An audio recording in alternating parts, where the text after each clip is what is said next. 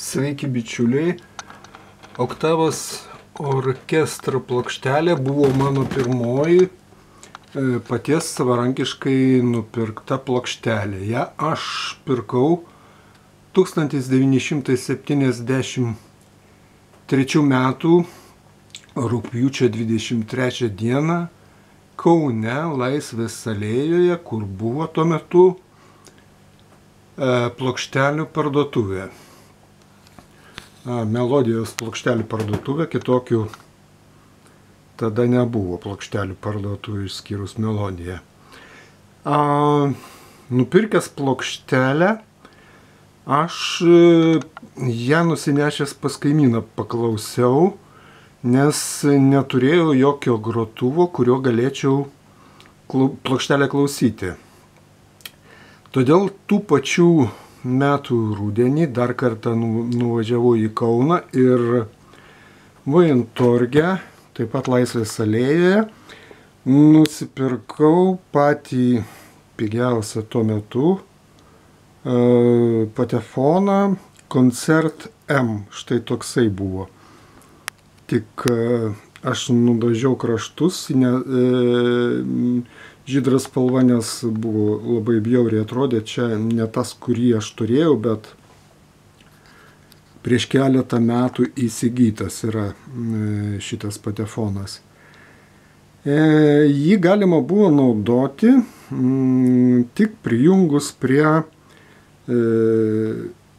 fono korektoriaus ir stiprintuvo su kolonėlėmis. Kadangi aš neturėjau nei fono korektoriaus, nei stiprintuvo su kolonėlėmis tuo metu, tai pardavėja Vajentorgo man patarė, kad galima prijungti prie VEF-o radio aparato, štai tokį tuo metu VEF 201 aš turėjau, ir galima klausytis. Čia kadangi ir aparatas, ir grotuvas mono, ir VEF-as mono, tai viskas gerai.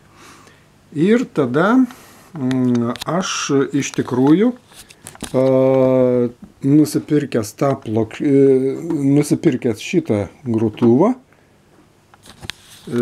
intensyviai kasdien klausiausi plokštelių, ne tik šitos, bet jau vėliau ir daugiau įsigijau. Ir nebuvo dienos, kad aš neįsijungčiau šito aparato. Tai tas, aišku, susinešiojo per keletą metų grotuvas ir kažkur tai jau ten neprisimenu, to galutinio jo likimo kažkur matyt buvo išmestas. Bet kaip vis tiek sentimentus jaučiu ir plokštelį ir tam grotuvui, tai neseniai, prieš keletą metų, kadangi pasitaikė proga, aš tokį patį įsigijau. Ir štai dabar bandau rekonstruoti tuos 51 metų senumo įvykius, kaip aš darydavau tą, kaip klausydavausi plokštelių. Tai štai galite pasižiūrėti.